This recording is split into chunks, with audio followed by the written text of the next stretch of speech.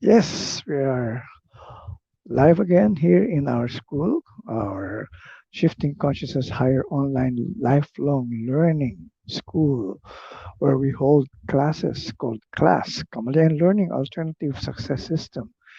Ako ang inyong teacher dito sa ating eskwelahan, sa ating klase. Ako si Tato Malay at ako ay makakasama ninyo sa ating, I would say, a special class for today because somebody requested for us to discuss something really, I would say, relevant nowadays. No? At ito ay may kinalaman sa panghuhula or predictions. At marami kasi sa atin ngayon, marami tayong mga na-experience ngayon ng mga bagay-bagay na kung saan ay meron mga lumalabas ng mga prediction na sabi ay nangyayari o mangyayari. At ito ay mga talagang medyo nakakatakot in terms of, well, may mga disasters na napipredict, no?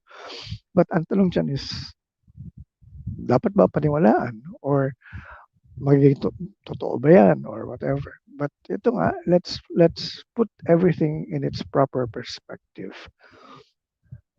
Definitely, ako, I believe that we can really have that gift in terms of being able to see the future or yun na nga, may prophecy, may mga pwede tayo mag predict ng mangyayari.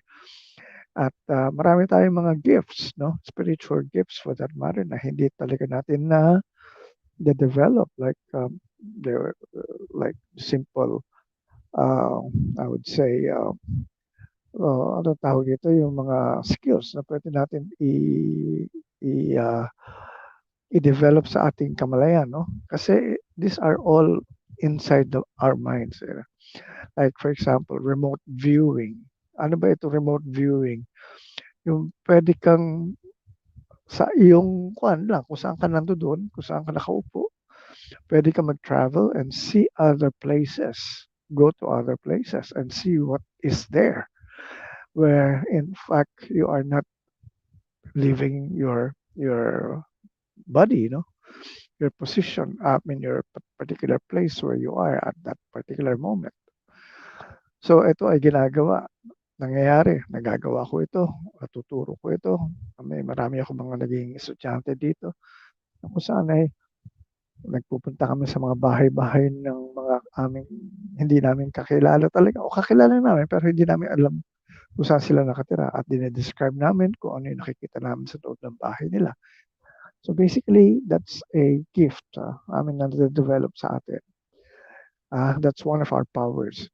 And another one is remote sensing. Malalaman mo kung ano yung mga bagay na nawawala, kung saan mo sila makikita. At yan ay may kakayahan tayo na pwedeng gawin yan. And beyond that, ito nga yung mga sinasabi nga natin, mga pag-predict ng mga events na hindi pa nangyayari. Like, ito nga, merong mga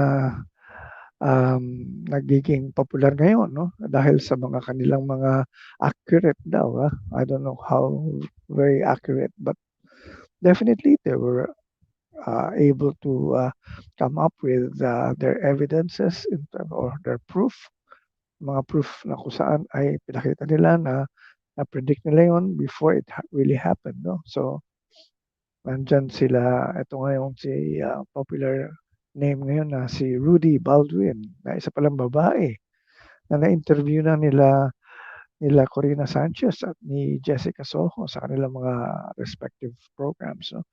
Na kung saan ay binusisi nila o talagang tinignan nila ang kanilang mga pwedeng i-discuss na yung mga, sabi nga, yung mga sinasabi nila predictions, no, na nangyari na. Katulad nung pagkamatay ni Kobe Bryant, yung isang, ano tawag dito, yung social media blogger na sikat, na yun, namatay rin, na-predict niya. Ano pa, yung mga natural disasters like that of Taal volcano eruption, yung mga bagyo.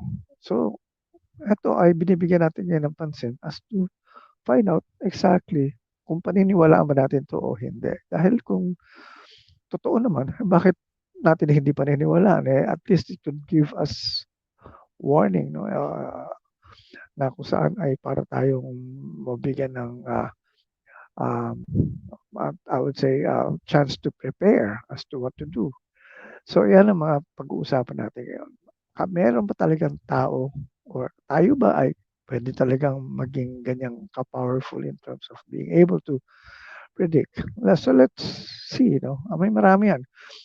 Every year, every time January comes or December pa lang, ang dami nang lumalabas sa TV ng mga astrologers o yung mga they discuss astrology for that matter. They talk about zodiac signs and what would happen to certain signs at a particular period o on that particular year. So, yan ang mga tanong ngayon. Kailan ba, paano ba natin puput up o mailalagay sa tamang perspective itong mga bagay na ito kung talagang kailangan natin pag-aralan. At yun na nga, maniniwala ba dapat tayo? Ako ay nagkaroon ng chance before to go to a tarot reading session, no? At I wanted to see my future. And so I went to Shangri-La noon, no? And somehow, nung aking, ano na nga, nag-start na yung session ko. So, binabalasa ko yung mga cards. Ngayon, yung sinasabi sa akin nung reader, nung tarot card reader, hindi ko matanggap. Sabi ko, bakit ganyan? Puro negative yata ang mangyayari sa akin. Sabi niya, yan ang lumalabas sa cards mo eh. Sabi ko, bakit yan ang lumalabas? Kasi yan yung nasa kamalayan mo eh. Anong ibig sabihin nasa kamalayan ko? Kung ano yung nandiyan sa mind mo ngayon, sa iniisip mo, sa mga pinaniniwalaan mo, you are just going to reflect it in these cards at lalabas siya na gano'n. Sabi ko, gano'n lang ba kasimple yun? I mean, it is my consciousness that creates my reality. Yeah, sabi niya gano'n. Kung gusto mong baguhin yung mangyayari sa'yo, itong gusto mong negative, maging positive yan, baguhin mo yung kamalayan mo. Doon ako nagkaroon ng interest to study what consciousness was all about. Kaya naumpisahan ko yung pag-aaral ko ng kamalayan. At diyan ko nakita nga na totoo pala, tayo pala ang may control as to how to create the kind of life that we want to have. Hindi pala tayo minamalas o sinaswerte. Ito ay may kinalaman sa ating kamalayan. Tayo ang gumagawa. So, okay. So, yun ang isang naging ko. So, ang tanong dyan is, since ako pala ang gagawa ng aking future o ng aking buhay, ako ano mangyayari. So, ano yung mga prediction na ganito na kung saan ay na nakikita natin na ginagawa ng mga sinasabi nila ng mga dalubhasa o yung mga mahusay mag-predict. Now, the thing here was, yun na nga, I got interested also in them. So I tried to study exactly what they were doing and what they were saying. And somehow, okay, balikan natin yung mga popular, I would say, mga nag-prophecy noon, no? Nung unang panahon. Like most of those in the early times, no? Sabi nga natin, meron tayong tinatawag na si Nostradamus. Yan si Nostradamus, marami siyang sinabi o sinulat na kung saan ay parang cryptic eh. I mean, yan, parang may code eh. Pag malaman mo yung code, malalaman mo kung ano yung sinasabi niya. And so he was able to predict a lot of events that were going to happen. Years, generations, decades, from that time when he was saying those things. No? So kung saan ay up to the present daw, ito nga, panahon na ito, ay totoo pa raw yung mga, anong tawag dito, yung mga binigyan na prediction. All right. So many of those sabi nila happen. So okay, I mean, maganda yun. Pero ang tanong dyan is, bakit yung iba hindi nangyari? And so I started researching again on so many other uh, things that could that was related to what I was trying to discover or to find out. Yung pala, marami na sa predictions ni Nostradamus, hindi na pala nagiging totoo ngayon sa panahon na ito. Bakit? Kasi nagbago na ang consciousness ng mundo, ng panahon. At kung saan, hindi na pala relevant. Now, the thing was, what I found out first was, ito palang mga predictions na ito, yes, they happen. But they happen during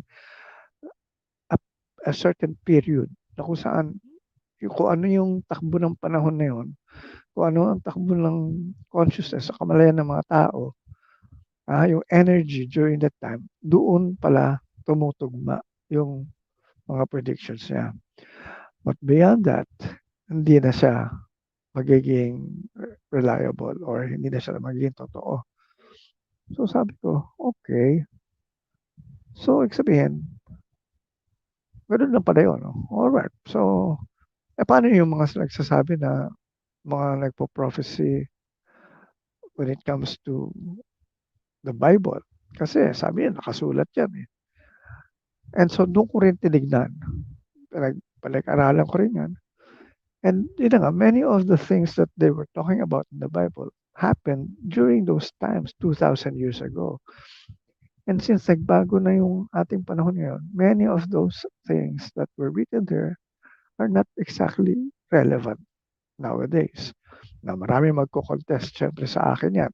Marami magagalit, no? Sasabihin nila na demonyo ka, hindi ka naniniwala sa Biblia. But then again, sabi ko nga that's exactly what my point was. Before I believe in something, I have to prove that it really is true. And somehow, yun na nga, kahit na sino na nagsabi niyan, sabihin mo, ang nagsabi niyan, itong mga saintly people o itong mga, sabihin mo, Diyos na nga. Pero, kailan ba niya sinabi? And many of those things that happened during the early times when it was written, were really written for that period. Kaya nga even the commandments, the commandments, I believe, what came out, not because it was supposed to be followed by practically up to this time, no? Although marami doon na pwede talaga. But again, as I've said, ito yung mga bagay na, these are not universal laws. So, ibig sabihin yan, if it is not a law, universal law, it can change. Yan ang importante yung maintindihan natin. And somehow, that got me also into studying what universal laws are. And doon ko na-discover, ilan lang pala talaga ang universal laws that are in place. Kailangan talaga, yun lang ang paniwalaan natin. Because when you say universal, it applies at all times, in all places, like in every part of the universe. Saan man planeta yan, it's still the same universal law that is in place. And from what I've learned, there are just something like 5 of them that are really applicable at this point in time. No? You exist, the all is one, and the one is all. Yan ang isang, those are 2 universal laws. Whatever you give out, you get back. That's another universal law. And the other one was, ano ba yung isa? Basta anyway. You exist, everything is here right now with us. Wala sa labas, wala sa future. Right now, we have everything. Yun ang universal law. Now, I don't have to explain that because I explained that in my other videos. No? But later on, I'll explain that siguro in my question and answer in, in Facebook Live. So those are four universal laws. And the fifth universal law was everything changes except those four laws. So, ibig sabihin, lahat nagbabago. So, if those are prophecies, predictions, nagbabago yan. It cannot just be said na this will have to happen because it was said by a certain person or a certain being at that particular time. So, yun ang aking ano ngayon. Like ngayon, okay, ang dami nagpe-predict. Sino ba mananalo sa eleksyon ng US? At eto nga eh, kung talagang titignan natin ang mga nag-predict, no? Marami akong nakitang iba-ibang resulta, no? Hindi siya iisa lang. May sinabi si Biden, yung isa si Trump. All right. And so I tried to listen or try to find out exactly what they said. And I got I saw one guy who predicted I think since 30 years na siya nagpe-predict ng mga presidential elections, US presidential elections. And every time he predicts an election, tama yung napipili niya. And somehow, up to this time, he predicted that Biden would win. And he was able to, you know, I think, correct siya ngayon. Katulad ng last presidential election, he was able to predict that Trump would win over Hillary Clinton. Although ako nga ang nagsabi, may mga nagtanong nga sa akin, who would win? I said, ang feel ko, Hillary Clinton would win. And true enough naman, Hillary Clinton won the popularity votes.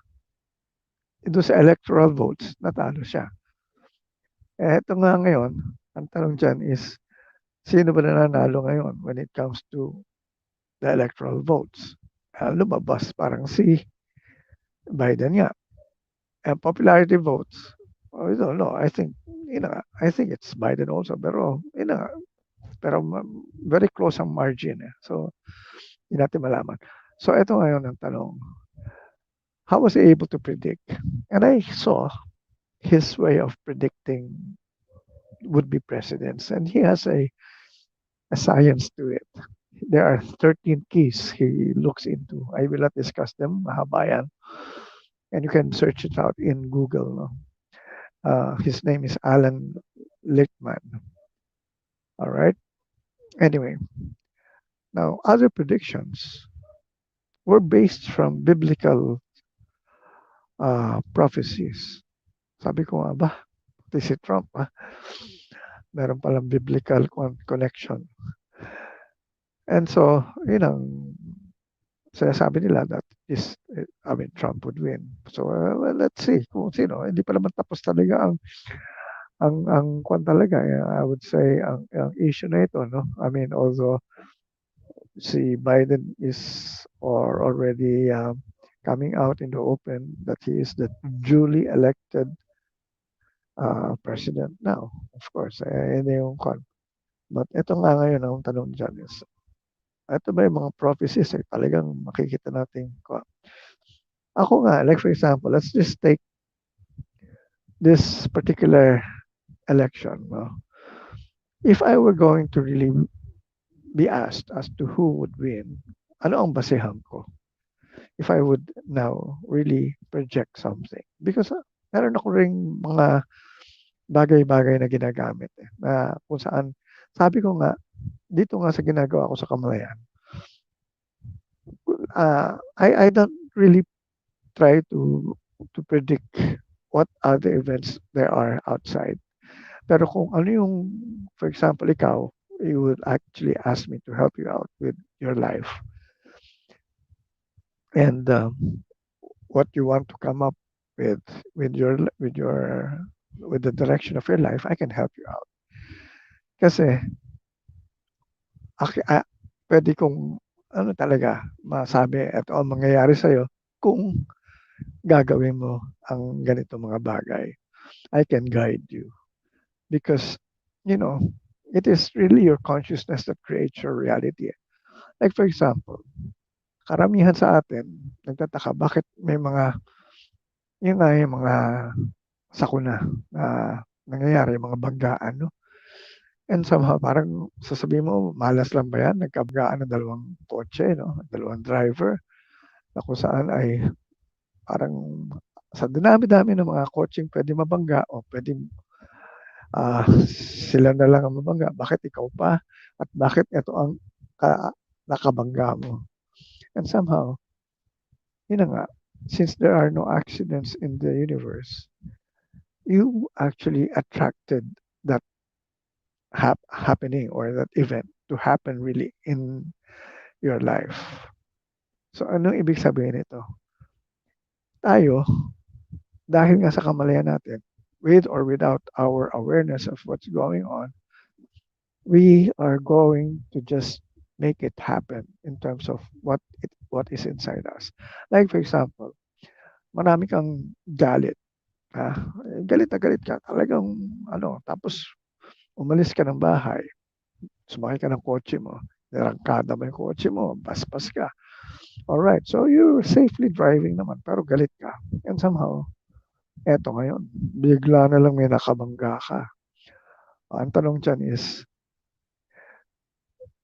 ano ba yan? Was it bound to happen? Well, yes, in a way. Why? Because, yun na nga, what was in your mind? You would attract someone who is exactly like you. Because like attracts like. Kung ano yung nasa kamalayan mo, o may galit ka, may sama ka ng loob, you will attract somebody who is on that same frequency. And kayo magkakabanggaan. And somehow, ito nga, maraming hindi naniniwala sa ganitong sinasabi ko. But this is how we should be able now to see our lives because we can really make it happen as to what we want to make happen. Walang tsamba, walang malas, walang swerte. Kung gusto mo puro swerte, pwedeng gawin yan. Kaya nga, ang tanong dyan is, anong gusto mong gawin sa buhay mo? Yeah, for example, ako balikan natin yung kay US President Trump and kay US President-elect. Ayun na kaya parang sila may US President, pero isa US President lang. Yung isa is President-elect. So, ang tanong dyan is, paano ko ngayon i-base ko sino na mananalo? And I was asked that question, and I said, I don't know.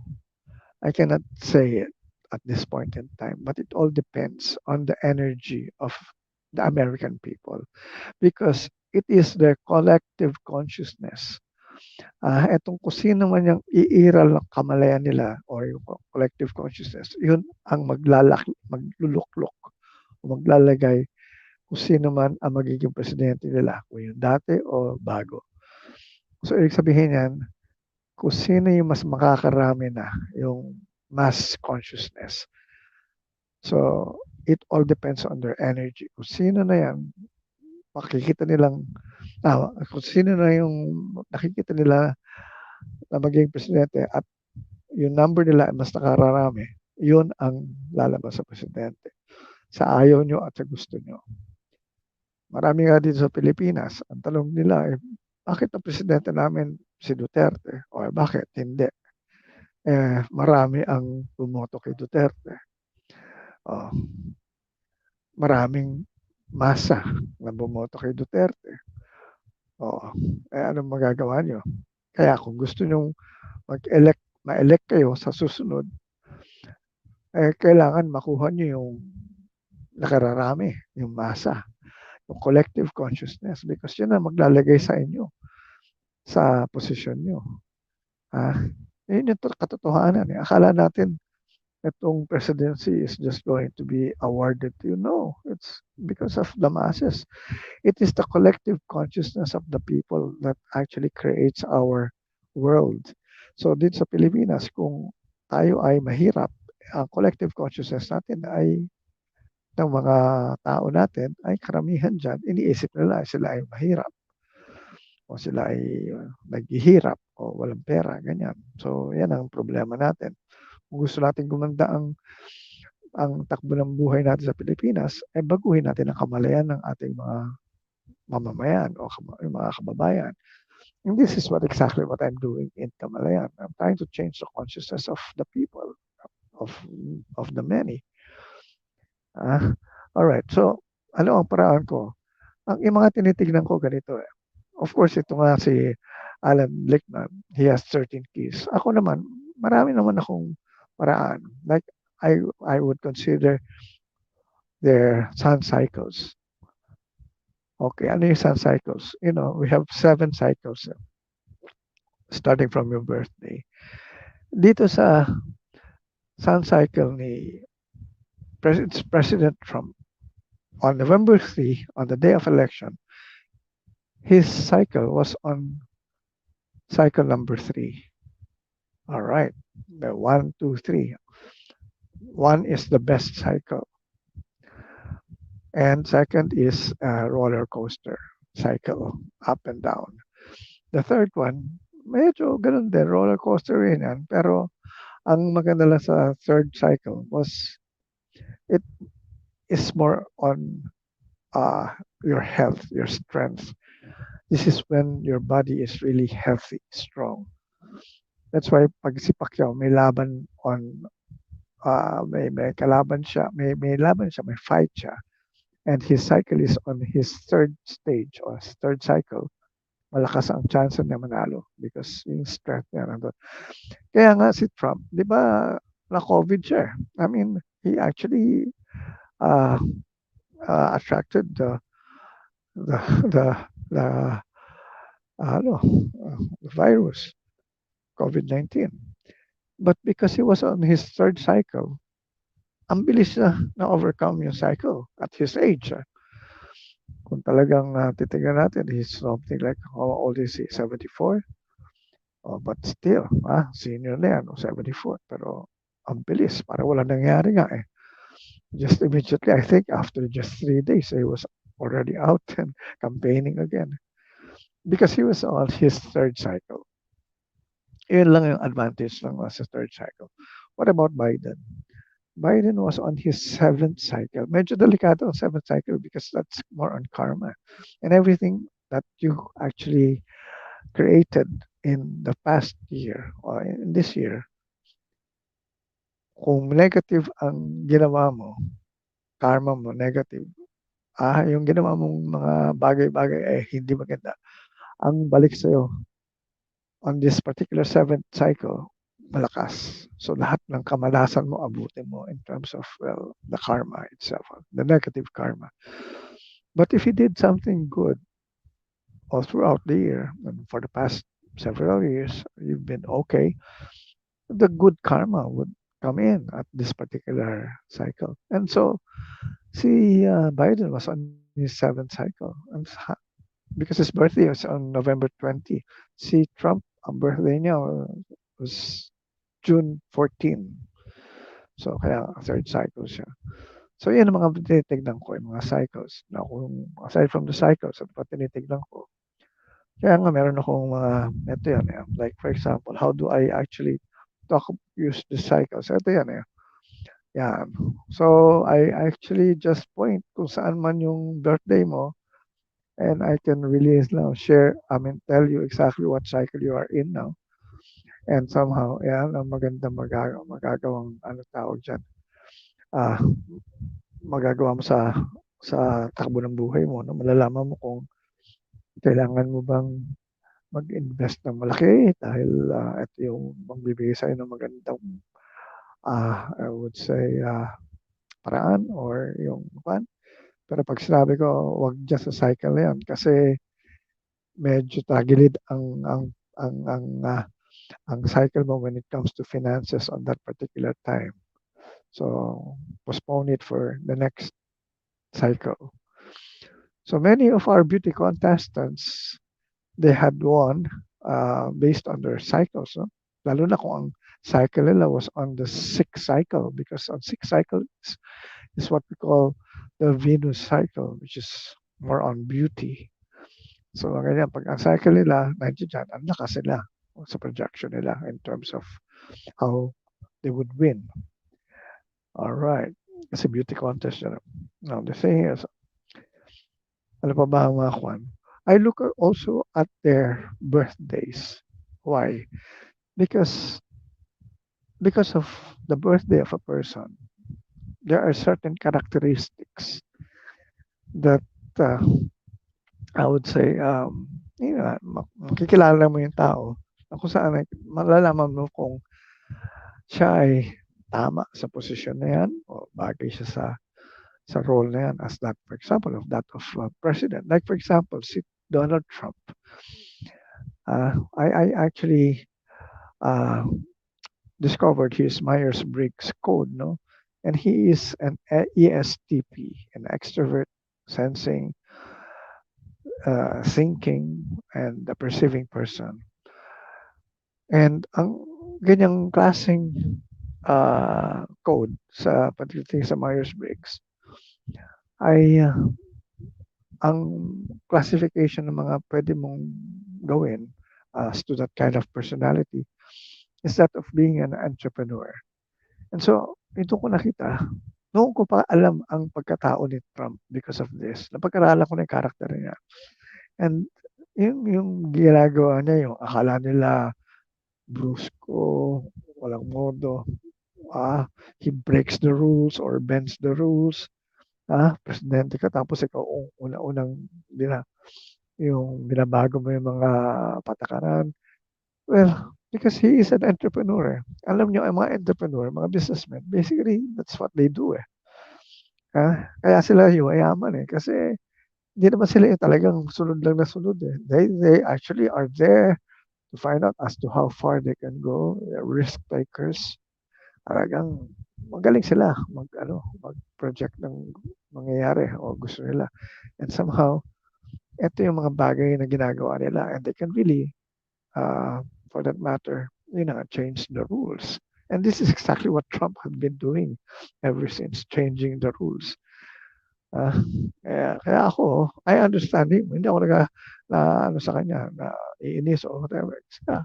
Yung pagkatao niya. What about Biden? Biden, actually, I don't know exactly his, but the way I look at him, alam mo yun, parang mahilig siya sa arts, sa theater, mahilig siya sa musicals, sa arts.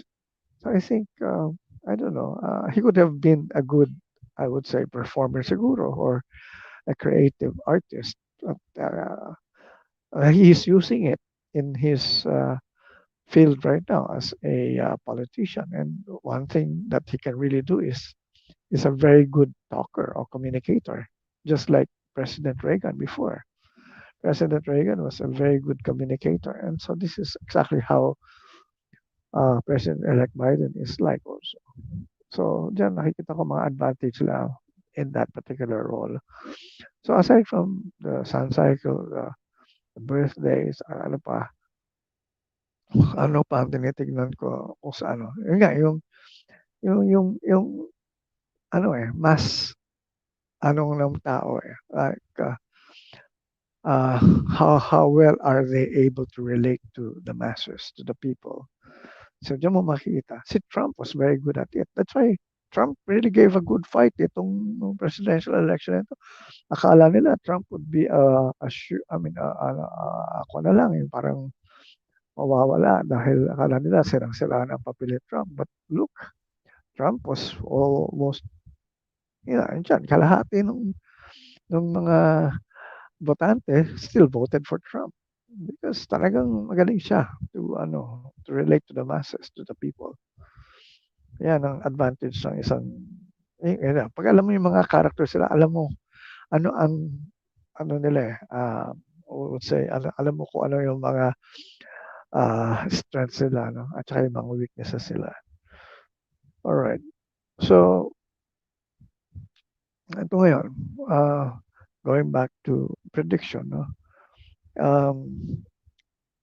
well, as I've said, marami na tayong pagbabago ngayon. Nag-shift na yung consciousness. That's why nga, another one who predicted pala, aside from marami nag-predict pero ang mga notable predictions of aking pinag-aralan were the ones of si Alan Lichtman and si Pat Robertson of uh, atong 712 because he actually had a prophecy. He had a dream that President Donald Trump was going to be reelected. And yun nga, sabi niya na it had been prophesied that, I don't know, I can't remember kung ano man yung kino-quote niya sa Bible. But again, as I've said, things have changed, just like what many of the Nostradamus prophecies are not anymore happening because they're not in the uh, level of the new uh, high or the new level of consciousness that we are in right now, no? So, hindi na siya nagiging totoo or hindi na nagmamaterialize. So, yan ang mga bagay na kailangan natin siguro maintindihan at this point in time. Yes, we can predict. We can have, if lagi, kung malakas yung third eye mo, bukas yung third eye mo, you can see exactly what's going on, what the future is going to be like. But then again, ang tanong dyan is, what do you do with the information that you get, with the knowledge that you have? And the thing here is, if you can do it, like for example, sinabi nga ni Kwan eh, ni Rudy Baldwin, no? I don't know her real name, no, but that's what she uses. Sabi ni Rudy, she had been able to predict mga lotto winners, no, yung lotto numbers na nananalo daw. Marami na siya napanalo. And true enough, may mga nag-attest to it, no, sa video. I saw it in Jessica Soho's program and in Corina Sanchez program. No? Sino-sino yung na-interview nila na nanalo daw sila based on the numbers of si na binigay ni Rudy. Pero ang sabi nga ni Rudy, pero pag siya ang tumataya, hindi nagiging totoo. Kasi ang tanong sa kanya, yung pala, kaya mo pala mag-predict, bakit hindi ka pa milyonarya? Bakit hindi ka bilyonarya? Yun na nga. Kasi nga, if you have that power, somehow, parang that power is not supposed to be used for something na ika-ano mo. Yun na nga. Well, it can help you. But kung gusto mo lang magpayaman and you have that power, mukhang masisira ka. Kasi if you're able to use that power to help people, maybe that's exactly why you have been given the power without you basically asking for it. No? So ang tanong dyan is, what do you do with the kind of power nga that you have at this point in time? So, kunyari ako, I know I have the power to whatever there is, but it's not really to predict or to prophesy. But sa akin, ang power ko is I can help you realize your dreams. Kung ano man yung dream mo, yan ang aking, kumbaga, parang naging gift in terms of what I can do for you. And I have done that. A lot of those people I've helped, many of them had become stars. Many of them, o yung ibang, hindi naman talaga gusto mag-showbiz. Like for example, there was this girl I met before. Gusto lang niya, ma-fulfill niya yung dream niya of that being a performer, live performer in bar, singing. Tapos ang una kong tanong sa kanya is, marunong ka ba kumanta? Hindi. Naku, paano ka kakanta? Kailangan mag-aral ka muna kumanta. So, you have to enroll. So, binigyan ko na siya ng guidance. Kasi sabi niya, sige, help me out. Sabi ko, ang pangalawa dyan, kasi nga, you have to be committed to that. No? Tsaka tanong ko sa kanya, gusto mo ba talaga yan? Excited ka ba dyan? Yan pa talaga magpapasaya sa'yo? Oo, sabi ko na. O sige, in 3 months time, kailangan magpa-perform ka na in a certain club or bar. Pupunta tayo sa bar ngayon, you will pay or make a reservation and make a down payment. Just so na talagang committed ka sa exercise na ito. And so we went to a bar and committed. She committed. She paid for a certain date. Hawak niya yung araw na yun. So, okay, so all you have to do now is practice first, and then once you are good, let's look for a person who can be your musical director kasi kailangan may magka-accompany sa'yo. Tapos yun na, ipa-practice ka na parang eto na yung magiging repertoire mo sa concert mo. Kasi tapos you have to sell tickets because basically you are closing the club for yourself, for your show. So, kailangan kumita yung club na yan. So, ikaw ang magbebenta. So, okay, okay. Sige, commit na naman siya. And everything, she followed all the things that I asked her to do. And when that day came, at that particular moment, yun na nga, natuloy yung concert. And she gave a good performance, but that was it. After that, she never really became a showbiz personality because all she wanted to do was just to experience exactly how it was like to perform in front of people and yun na nga, really doing what she loved doing. So yun ang mga bagay na ginagawa ko. Whatever that is, walang imposible. Kung ano man yung gusto mong mangyari, pwede mangyari. And this is what I can really promise you. So in a way, I can predict as to what will happen to you as long as you will follow your the things that I will tell you. Yan ang importante sa buhay. I mean, sa ginagawa ko.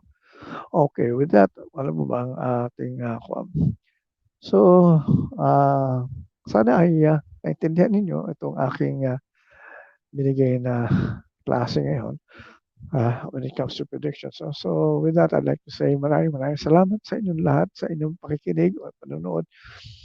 So, sana ay tangkilikin ninyo palagi ang ating mga videos dito sa YouTube, and please subscribe to my channel, Kamalayan channel, Tato Malay Kamalayan channel. So with that, I'd like to say thank you and magandang kamalayan sa inyo lahat.